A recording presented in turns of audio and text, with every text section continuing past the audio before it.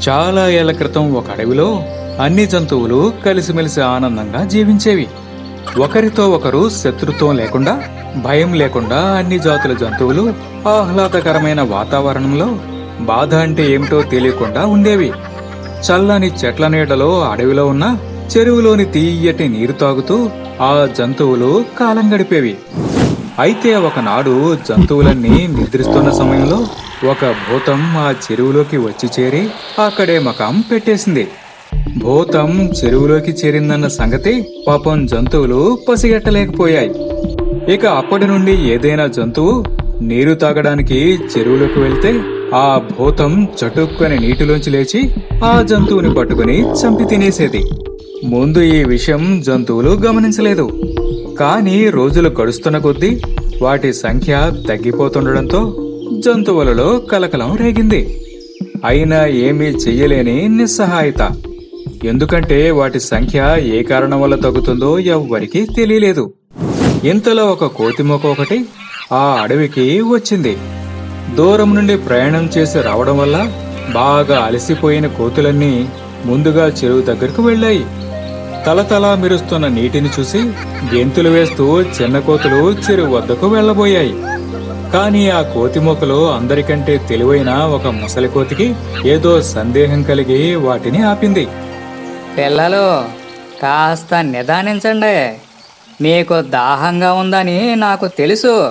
కానీ ఈ చెరువు వద్దకు రావడం మనకు ఇదే మొదటిసారి కదా. అందుకే పరిసరాలను పరిశీలించకుండా చెరువులోకి వెళ్ళడం మంచిది కాదు అని హితవు పలికింది. తాత, చెరువులో ఏం ప్రమాదం ఉంటుంది? నువ్వు ఎప్పుడు చాదస్తంగా మాట్లాడతావు. చూడు, ఆ నీళ్లు ఎంత చక్కగా ఉన్నాయో. తాగితే తీయగా కూడా ఉంటాయనిపిస్తోంది అని చిన్న కోతులు గొడవ చేశాయి. కానీ ఆ ముసలి కోతి వాటిని వారించి, నేను తాగమనేంత వరకు మీరు ఆ నీరు తాగడానికి వీల్లేదు అని గట్టిగా మందలించడంతో భయపడిన చిన్న కోతులన్నీ ఎక్కడికక్కడే నిలబడిపోయాయి. ముసలి కోతి చెట్టు దిగి మెల్లగా చెరువు దగ్గరికి వెళ్ళింది.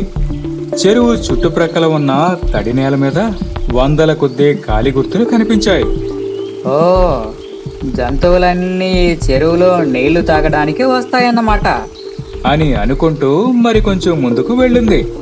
ఎంత ముందుకు వెళ్ళినా ఆ కోతికి చెరువు వైపు వెళ్లిన జంతువుల కాలి గుర్తులు కనిపించాయి తప్ప చెరువు నుండి తిరిగి వచ్చిన ఆనవాళ్లు ఏవీ కనబడలేదు. వెంటనే ఆ తెలివైన కోతికి అక్కడ ఏదో ప్రమాదం పొంచి ఉందని అర్థమైంది. నీరు తాగడానికి వెళ్ళిన జంతువులు ఒక్కటి కూడా వెనక్కి రాలేదంటే ఖచ్చితంగా ఏదో ప్రాణి ఈ చెరువులో దాగి వాటిని తినేస్తోందన్నమాట అని మనసులో అనుకుంది. వెంటనే మిగిలిన కోతుల వద్దకు వెళ్లి తాను చూసిన విషయమంతా చెప్పింది. కాని అప్పటికే కోతులన్నీ బాగా అలసిపోయి నీటి కోసం తహతహలాడుతున్నాయి. ముసలి కోతి చెప్పిన విషయం విని, తాత, మాకు చాలా దాహంగా ఉంది. ఇప్పుడు ఎలా? ఏదో ఒకటి ఆలోచించి మా దాహాన్ని తీర్చు అని ప్రాధేయపడ్డాయి. వాటి మాటలకు జాలిపడిన ముసలి కోతి వాటిని సముదాయించి ఆలోచనలో పడింది. అలా కొన్ని నిమిషాలు ఆలోచించగా దానికి ఒక అద్భుతమైన ఉపాయం తట్టింది. వెంటనే చెట్టు దిగి చుట్టుప్రక్కల ఏమైనా వెదురు కర్రలు దొరుకుతాయేమోనని చూసింది. కొంత వెతుకులాట తర్వాత దానికి వెదురు కర్రలు కనిపించాయి. అందులో ఒక దానిని చేతిలోకి తీసుకుని కోతుల వైపు తిరిగి, పిల్లలు, ఈ కర్ర ద్వారా మనకి కావాల్సినంత నీరు చెరువు నుండి తాగొచ్చు. ఇక చెరువు దగ్గరకు వెళ్ళవలసిన అవసరమే ఉండదు అని చెప్పింది. దాని ఉపాయం ఏమిటో అర్థం కాని మిగిలిన కోతులు, విషయం అర్థమయ్యేటట్టు చెప్పు తాత. చెరువు దగ్గరకు వెళ్లకుండా నీరు ఎలా తాగడం అని అసహనంగా ప్రశ్నించాయి. కంగారు పడకుండా నేను చేసేది చూడండి పిల్లలు అని ఆ ముసలి కోతి పొడవాటి వెదురు కర్రని ఈడ్చుకుంటూ వెళ్లి చెరువుకు కొంత దూరంలో ఆగింది. ఆ కర్ర ఒక చివరను చెరువులోకి విసిరి ఇంకొక చివరను నోట్లో పెట్టుకుంది. గట్టిగా గాలి పీల్చేసరికి తీయని నీళ్లు దాని నోట్లోకి వచ్చి పడ్డాయి. అలా కడుపారా ముసలికోతి తన దాహాన్ని తీర్చుకుంది. ముసలికోతి విన్యాసాన్ని చూసిన మిగిలిన కోతులు ఉత్సాహంతో గంతులు వేస్తూ చప్పట్లు కొడుతూ అక్కడికి చేరాయి. ఎంత మంచి ఉపాయం! నువ్వు చాలా తెలివైన వాడివి తాత. అని పదే పదే ముసలి కోతిని పొగిడాయి. ఇక వెదురుకర్రని అందుకుని ఒకరి తరువాత మరొకరు కడుపారా తియ్యటి నీళ్లను తాగి వాటి దాహం తీర్చుకున్నాయి. అయితే అక్కడితో కథ ముగియలేదు. చెరువులో నీళ్ల కదలిక గమనించిన భూతం ఏదైనా జంతువు వచ్చిందేమో అని ఆతృతగా వేచి చూసింది. కాని ఎంతకీ ఏ జంతువు కనిపించకపోవడంతో కోపంతో ఊగిపోతూ బయటకు వచ్చింది. కాని అంతలోనే కోతులన్నీ కడుపు నిండా నీరు తాగి చెట్టు చిటారు కొమ్మన ఎక్కి నిలబడ్డాయి. కోపంగా బయటకు వచ్చిన భూతాన్ని చూసి గేలి చేయసాగాయి. కొన్ని కోతులైతే వెదురుకర్రని చెట్టు కొమ్మ మీద నుండి చెరువులోకి విసిరి భూతం ముందే నీరు జుర్రుకొని తాగడం మొదలుపెట్టాయి. వాటి తెలివితేటలకు ఆశ్చర్యపోయిన భూతం, అరే, ఆ కోతుల చేతిలో నేను ఒక ఆట వస్తువు అయిపోయానే అనుకుని ఏమి చేయాలో తెలియక తలపట్టుకున్నాడు. ఆలోచించగా ఈ తెలివైన కోతులు తన గుట్టును మిగిలిన జంతువులకు తప్పకుండా చెప్తాయని కూడా భూతానికి అర్థమైంది. ఇక నా గురించి తెలిసిన తరువాత ఏ జంతువైనా ఇక్కడికి నీటి కోసం ఎందుకు వస్తుంది? వచ్చిన వెదురుకర్రతో నీరు తాగుతుందే తప్ప చెరువు దగ్గరకు వస్తుందా అని అనుమానం కూడా వచ్చిందా భూతానికి. అక్కడ ఉన్న కోతులు మిగిలిన జంతువులు తనను హేళన చేస్తాయని తలిచి మునిపటిలా తిండి కూడా దొరకదని అర్థమై తన వైపు చూసి నవ్వుతున్న కోతులను చూసి సిగ్గుపడి అక్కడి నుండి దూరంగా వెళ్లిపోవడం మంచిదని నిర్ణయించుకుందా భూతం.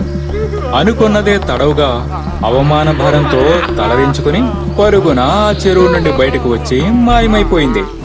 ఆ తెలివైన కోతి తన వారినే కాదు, ఆ అడవిలో ఉన్న జంతువులన్నింటినీ తన యుక్తితో భూతం బారి నుండి తప్పించింది. ఆ నోట ఈ నోట అసలు విషయం ఉన్న జంతువులన్నీ ముసలి కోతిని గౌరవించి తమ ధన్యవాదాలు తెలుపుకున్నాయి. ఆనాటి నుండి కోతి మోకకే కాకుండా అన్ని జంతువులకి సలహాలు ఇస్తూ వారి బాగోగులు చూస్తూ ఆ అడవిలోనే ఉండిపోయిందా ముసలి కోతి. భూతం మాత్రం కలలో కూడా ఆ చెరువు వైపు ఇక రాలేదు. ఫ్రెండ్స్, ఈ వీడియో మీకు నచ్చినట్లయితే లైక్ చేయండి, మీ ఫ్రెండ్స్ కు షేర్ చేయండి, తప్పనిసరిగా కామెంట్ చేయండి. అలాగే మా ఛానల్ సబ్స్క్రైబ్ చేసుకుని మాకు సపోర్ట్ చేయండి. ఒక అడవిలో ఒక గాడిద ఉండేది. అది చాలా తెలివైనది. ఆ గాడిద ఒక అందమైన ఇల్లు కట్టుకుంది. అది చూసి అందరూ అబ్బా, ఎంత ముచ్చటగా ఉంది ఈ ఇల్లు అని మెచ్చుకునేవారు. ఆ అడవిలో ఒక పులి ఉండేది. అది చాలా క్రూరంగా ఉండేది. దాని పేరు చెప్తే చాలు అడవిలోని జంతువులన్నీ భయంతో గజగజ ఉనికిపోయేవి. జంతువులను భయపెట్టి అవి సంపాదించుకున్నవి ఆ పులి బలవంతంగా గుంజుకునేది. పులి ఒక రోజు అడవిలో తిరుగుతూ ఉంటే గాడిద కట్టుకున్న ఇల్లు కనబడింది. అరే, ఈ ఇల్లు భలే ఉందే. ఇంతవరకు ఎంత అందమైన ఇంటిని నేను చూడలేదే అనుకుంటూ లోపలికి వచ్చింది. లోపలున్న గాడిదని చూసి, ఏ గాడిదా, ఈ ఇల్లు నాకు ఎంతగానో నచ్చేసింది. నువ్వు వెంటనే ఖాళీ చేయి. రేపటి నుంచి నేను ఇందులో ఉంటాను అంది పులి గాండ్రిస్తూ. పులి మాటకు ఎదురు చెప్తే ఏమవుతుందో గాడిదకు బాగా తెలుసు. కాసేపు ఆలోచించి, అలాగే పులిరాజా, మీరు అడిగితే కాదంటానా? నేను ఇంకో కొత్త ఇల్లు కట్టుకున్నాను. రేపటి వరకు సమయం ఇవ్వండి, అందులోకి మారిపోతాను అంది వినయంగా. హోర్ని, గాడిదకు ఇంకో కొత్త ఇల్లు కూడా ఉందా? ఈ ఇల్లే ఎంత అందంగా ఉంటే ఆ కొత్త ఇల్లు ఇంకా ఎంత బాగుంటుందో అనుకుంది పులి మనసులో. సరే, అలాగే. ఒకసారి నీ కొత్త ఇల్లు చూపించు, చూద్దాం. గాడిద సరేనని పులిని కొంచెం దూరం తన వెంట తీసుకుని వెళ్ళింది. ఓ చోట చాలా దట్టమైన పొదలు కనిపించాయి. వాటిని చూడగానే గాడిదకు మెరుపు లాంటి ఆలోచన వచ్చింది. పులిరాజా, ఆ పొదల వెనకే ఎవ్వరికి కనపడకుండా కొత్త ఇల్లు కట్టుకున్నాను. అలాగా? గాడిదకు బుర్ర లేదంటారు, కానీ నువ్వు మాత్రం భలే తెలివిగా ఎవ్వరికి కనిపించకుండా పొదల్లోపల ఇల్లు కట్టుకున్నావే అని పులి నవ్వుతూ ఆ పొదల్లోకి వెళ్ళింది.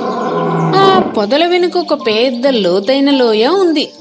పులి ఎప్పుడైతే ఆ పొదల్లోకి దూరిందో వెంటనే గాడిద ఇక ఏమాత్రం ఆలస్యం చేయకుండా వెనక్కి తిరిగి తన బలమంతా ఉపయోగించి దానిని ఎగిరి ఒక్క తన్ను తన్నింది.